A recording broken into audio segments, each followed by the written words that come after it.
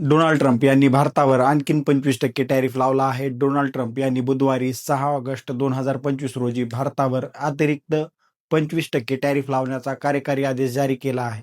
ज्यामुळे काही भारतीय उत्पादनावर एकूण टॅरिफ म्हणजेच 50% पर्यंत पोहोचला आहे. हे टॅरिफ भारताच्या रशियन तेल खरेदीमुळे लावण्यात आले असून ते रशियाच्या युक्रेन युद्धाला अप्रत्यक्षपणे आर्थिक मदत करत असल्याचा अमेरिकेचा दावा आहे. हे नवे टॅरिफ 21 दिवसानंतर म्हणजेच 27 ऑगस्ट 2025 रोजी लागू होतील आणि ते अमेरिकेतील भारताच्या प्रमुख निर्यात बाजाराला प्रभावित करू शकतात. या सगळ्याचे मुख्य कारण काय आहेत? रशियन तेल खरेदी. ट्रम्प यांनी भारताच्या रशियन तेल आयातीला राष्ट्रीय सुरक्षा आणि परराष्ट्र धोरणासाठी धोका म्हटलेला आहे. भारत रशियाकडून जवळजवळ 35% अधिक जास्त तेल आयात करतो, ज्यामुळे रशियाच्या अर्थव्यवस्थेला फायदा होत असल्याचा आरोप अमेरिकेकडून होत आहे. व्यापार चर्चेचा अपयश. अमेरिका आणि भारतातील व्यापार चर्चा अपयशी ठरली असून ट्रम्प यांनी भारताच्या अर्थव्यवस्थेला मृत आणि त्यांच्या व्यापार अडथळे असं म्हटलेलं आहे. यापूर्वी 25% टॅरिफ लावला गेला होता आणि आता अतिरिक्त आणखीन म्हणजे काही दिवसापूर्वी 1 ऑगस्टला 25% टॅरिफची घोषणा केली होती आणि त्यानंतर आता पुन्हा एकदा 25% अतिरिक्त टॅरिफ अमेरिकेने भारतावर लावलेला आहे. इतर देशांवरीलही याचा प्रभाव पडू शकतो. भारत आणि ब्राझील हे 2 देश आहेत ज्यांना सर्वाधिक टॅरिफचा सामना करावा 50% सामना करावा लागत आहे. तर चीन सारख्या देशांवरील लवकरच असे टॅरिफ येऊ शकतात.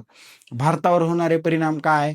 तर हे टॅरिफ वस्त्र उद्योग, दागिने, ऑटो पार्ट्स आणि सीड फूड्स सारख्या प्रमुख निर्यातींवर लागू होईल, ज्यामुळे लाखो रोजगार धोक्यात येऊ शकतात. 2024 मध्ये भारताने अमेरिकेला सुमारे $87 अब्ज निर्यात केली होती. इलेक्ट्रॉनिक्स जसं की आयफोन आणि फार्मास्युटिकल्स सारख्या क्षेत्रांना या अतिरिक्त टॅरिफमधून सूट देण्यात आलेली आहे. परंतु भारतीय निर्यातदारांना व्हिएतनाम आणि बांगलादेश सारख्या स्पर्धक देशांच्या तुलनेत मोठा तोटा होऊ शकतो आणि यामुळे बेरोजगार वाढीची शक्यता ही भारतामध्ये वाढण्याची शक्यता व्यक्त केली जात आहे. भारताने हे टॅरिफ अनुचित आणि अन्यायकारक आणि अवाजवी आहे असं म्हटलं आहे. had called the targeting of the country unjustified and unreasonable. राहील आणि काही तज्ज्ञांचा अंदाज आहे की भारत सुरुवातीच्या काळामध्ये ट्रम्प यांनी 90हून अधिक देशांवर टॅरिफ लावला. टॅरिफ म्हणजे काय? तर आयात कर. एखाद्या देशाचं उत्पन्न साध्या भाषेत समजून घ्यायचं जर झालं तर एखादा देश आपल्या देशाची एखादी वस्तू निर्यात करत असेल आणि समोरच्या देशामध्ये ती वस्तू जर त्या देशांना तिथल्या स्थानिक वस्तू विकायच्या असतील तर अशा प्रकारे बाहेरून येणाऱ्या निर्यातीवर टॅरिफ लावला जातो. म्हणजे बाहेरून जे देश, उदाहरणार्थ भारत जर अमेरिकेकडून काही आयात करत असेल आणि भारतामध्ये स्वदेशी बनावटीची जर एखादी वस्तू असेल, तीच वस्तू अमेरिकेतून येत असेल तर भारतातली वस्तू विकल्या जावी म्हणून तिच्यावर काही प्रमाणामध्ये टॅरिफ लावला जातो. या कराला टॅरिफ कर असं म्हणतात. परंतु आता हा टॅरिफ इतका जास्त लावला गेलेला आहे, त्यामुळे भारतावर याचा परिणाम निश्चितच होणार आहे. अमेरिकेच्या व्यापार सुरुवातीच्या काळामध्ये डोनाल्ड ट्रम्प यांनी 90पेक्षा जास्त देशांवर टॅरिफ लावला. हा टॅरिफ नसून रेसिप्रोकल टॅरिफ आहे असं त्यांनी सांगितलं, कारण की इतर देश जे आहेत ते अमेरिकेवर टॅरिफ लावतात. अमेरिकेचं असमतोल दूर करण्यासाठी आणि देशांतर्गत उत्पादनाला चालना देण्यासाठी हा टॅरिफ होता असं त्यांना सांगितलेलं आहे. याबाबतची मुख्य माहिती स्पष्टपणे सांगताना ते असं म्हटले की टॅरिफ सुरू करण्याचं कारण म्हणजे ट्रम्प यांनी हे टॅरिफ अमेरिकेला अनुचित व्यापार संबंध व सुधारण्यासाठी, सरकारी महसूल वाढवण्यासाठी आणि अमेरिकन उत्पादन क्षेत्राला प्रोत्साहन देण्यासाठी लादलेले आहेत. त्यांचा मुख्य युक्तिवाद असा आहे की अमेरिकेला इतर देशांकडून होणाऱ्या आयातीमुळे व्यापारात तूट होते, ट्रेड डिफिसिट होते. ट्रेड डिफिसिट म्हणजे काय? तर एखाद्या देशाकडून जी आयात निर्यात होते त्याच्यामध्ये त्या देशाला होत असणारा तोटा. म्हणजे आयात निर्यातीमध्ये समजा जर भारत अमेरिका ट्रेड होत असेल तर भारताचा ट्रेड हा अमेरिकेपेक्षा कमी असतो. म्हणजे भारताची आयात अमेरिकेमधून कमी होत असते आणि अमेरिकेला भारतातून जास्त आयात करावं लागत असते. अशा वेळेत त्या गोष्टीला ट्रेड डिफिसिट म्हणतात. अमेरिकेचं असं म्हणणं आहे की संपूर्ण जगभर अमेरिकेचं ट्रेड डिफिसिट होत होतं. त्यामुळे अमेरिकेच्या व्यापारामध्ये संतुलन निर्माण करण्यासाठी त्यांनी सुरुवातीला रेसिप्रोकल टॅरिफ लावले असं ते सांगत होते, ज्यामुळे अमेरिकन नोकऱ्या आणि अर्थव्यवस्था प्रभावित होत होत्या. हे टॅरिफ रेसिप्रोकल टॅरिफ म्हणून ओळखले जातात, ज्यात अमेरिकन उत्पादनांना परदेशी बाजारात समान वागणूक मिळवण्याचा हा एक प्रयत्न आहे असं त्यांच्याकडून सांगण्यात येत होतं. राष्ट्रीय सुरक्षा, ड्रग्स आणि इमिग्रेशन नियंत्रणासारख्या मुद्द्यावरही हे जोडले गेले आहेत. टॅरिफची सुरुवात नेमकं ट्रम्प यांनी कधी केली तर सुरुवातीची घोषणा आणि पहिली अंमलबजावणी ट्रम्प यांनी 2 एप्रिल 2025 रोजी 90हून अधिक देशांवर टॅरिफ लादण्याची घोषणा केली, ज्यात सर्वाधिक टॅरिफ 10% लावण्याचा त्यांनी निर्णय घेतलेला होता. यामध्ये त्याचा समावेश होता. 5 एप्रिल 2025 पासून ते लागू झाले, पण अतिरिक्त देश विशिष्ट टॅरिफ जसं की त्यांना मधल्या काळामध्ये काही दिवसांची सवलत सुद्धा दिली होती, जसं ते 10% ते 41% त्यांना टॅरिफ लावलेले होते. स्टॉक मार्केट यामुळे सगळीकडे संपूर्ण जगभरातील शेअर बाजार जे आहेत ते क्रॅश झालेले होते. या सगळ्यांची अंमलबजावणी मधल्या काळामध्ये हे काही काळ स्थगित करण्यात आले होते आणि अखेर 7 ऑगस्ट 2025 रोजी ते मध्यरात्रीनंतर लागू झाले, ज्यात जवळपास 70 ते 90 देशांना या टॅरिफचा सामना करावा लागत आहे. आता या सगळ्यामध्ये हे टॅरिफ अनेक वेळा स्थगित सुद्धा झाले होते, उदाहरणार्थ जुलै आणि ऑगस्टमध्ये, पण शेवटी 7 ऑगस्टला याची अंमलबजावणी झाली. हे टॅरिफ अमेरिकन अर्थव्यवस्थेवर परिणाम करत आहेत. राष्ट्रीय हिताचं रक्षण करण्यासाठी सर्व उपाय करणार असल्याचं भारतानं सांगितलेलं आहे. परराष्ट्र मंत्रालयाने म्हटलं आहे की युद्धाच्या सुरुवातीला अमेरिकेनं भारताला रशियन तेल आयात करण्यास प्रोत्साहन दिलं होतं, ज्यामुळे जागतिक ऊर्जा किमती वाढणं किंवा जागतिक व्यापार युद्धाची शक्यता या सगळ्या गोष्टी समावेश आहेत.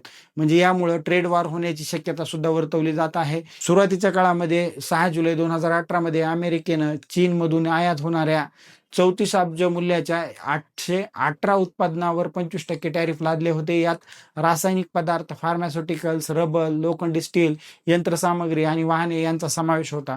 रशियन खरेदी कमी करून इतर स्रोतांकडे भारत वळू शकतो, हा आता काही तज्ज्ञांचा अंदाज व्यक्त करत आहेत.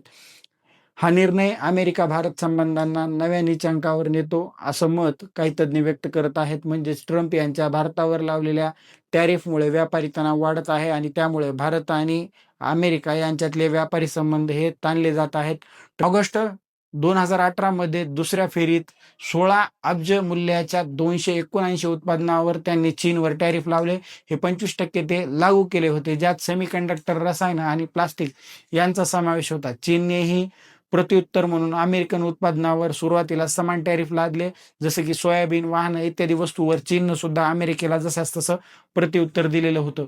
2025 मधील नवीन सुरुवात ट्रम्पच्या दुसऱ्या कार्यकाळात फेब्रुवारी 2025 मध्ये फेंटानिल ड्रग ट्रॅफिकिंगच्या नावाने चीनवर 10% टॅरिफ लादण्याला सुरुवात झाली, जो मार्चमध्ये 20% वाढला आणि 2 एप्रिल 2025 रोजी 34% गेला, जो रेसिप्रोकल टॅरिफ म्हणून त्यांना सांगितला.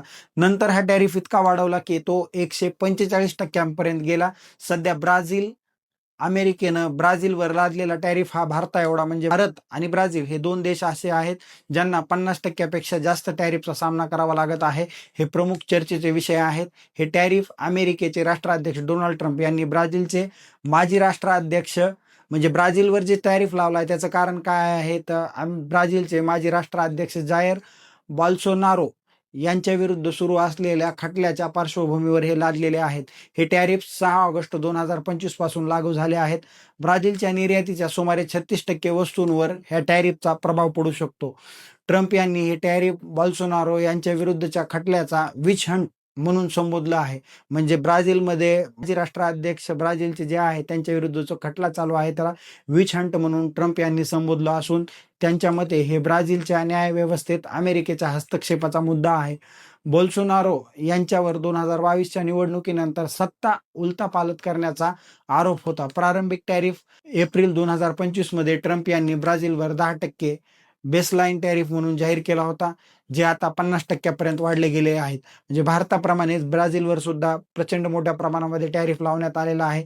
ब्राझीलची या सगळ्यावर प्रतिक्रिया काय आलेली आहे तर And you think I won't call Trump?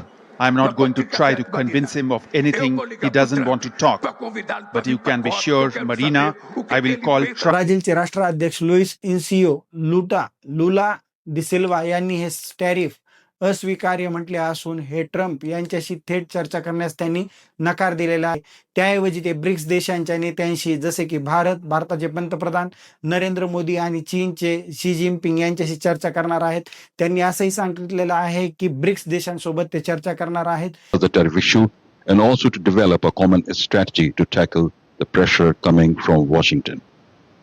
President Lula's call with PM Modi is expected to be followed by. आता ही माहिती तुम्हाला नेमकी कशी वाटली हे आमच्या या यूट्यूबच्या कमेंट बॉक्समध्ये कमेंट करून नक्की कळवा आणि आमच्या या यूट्यूब चॅनलला सबस्क्राईब करायला विसरू नका. आणि आमचा हा व्हिडिओ जास्तीत जास्त शेअर करा, लाईक करा आणि पुन्हा एकदा सबस्क्राईब करायला विसरू नका.